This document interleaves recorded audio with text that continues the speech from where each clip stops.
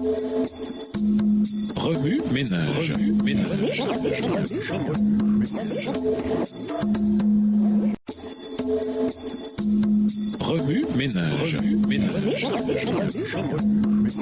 Bienvenue dans votre émission. Wami Ménage. Nous voilà à la leçon de mercredi. Invité, notre holocauste. Lorsque Jean-Baptiste s'est écrié « Voici l'agneau de Dieu qui enlève le péché du monde », Jean 1, le verset 29, il a clairement désigné Jésus comme étant l'holocauste. Remarquez que Jean n'a pas dit « Voici le taureau de Dieu, le bouc de Dieu ou la tourterelle de Dieu ». Sa déclaration se réfère aux holocaustes que le prêtre offrait chaque matin et chaque soir pour commencer et terminer les sacrifices quotidiens. Exode 29, le verset 39. Pour ces holocaustes fondamentaux, un agneau était immolé. Pour quiconque comprenait les services du temple, il s'agissait là d'un titre exceptionnel à conférer à Jésus. En appelant Jésus l'agneau, Jean ne l'identifiait pas seulement comme étant l'accomplissement de 4000 ans de sacrifices consumés par le feu, il soulignait aussi le fait que Jésus était le fondement même de tout le service du temple. Il était l'alpha et l'oméga des sacrifices. Tous les holocaustes dirigeaient l'attention vers Jésus qui enlève le péché du monde. Jean 1, verset 29. Partout dans Lévitique 1, on voit Jésus représenté par l'holocauste. Il a donné volontairement sa vie. Il était sans péché et sans défaut spirituel ou physique. Lévitique 1, le verset 3. Il a été lavé et purifié à l'intérieur et à l'extérieur, au verset 9.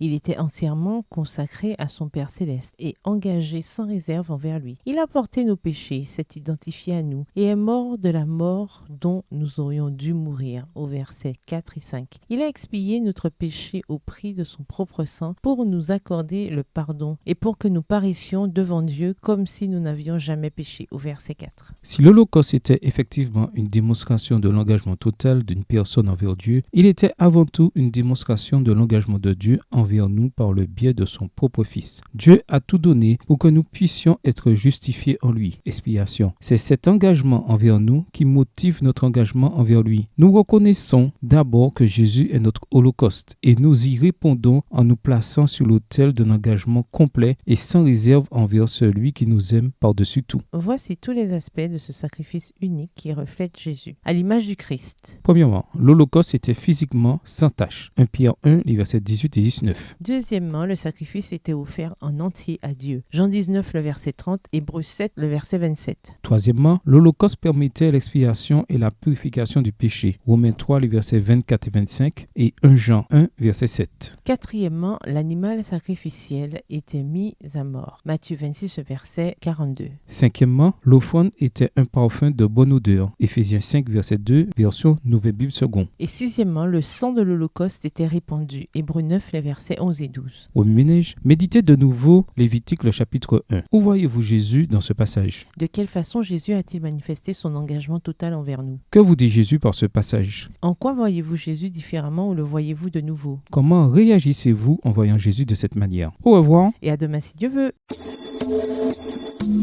Remue ménage. Remue ménage.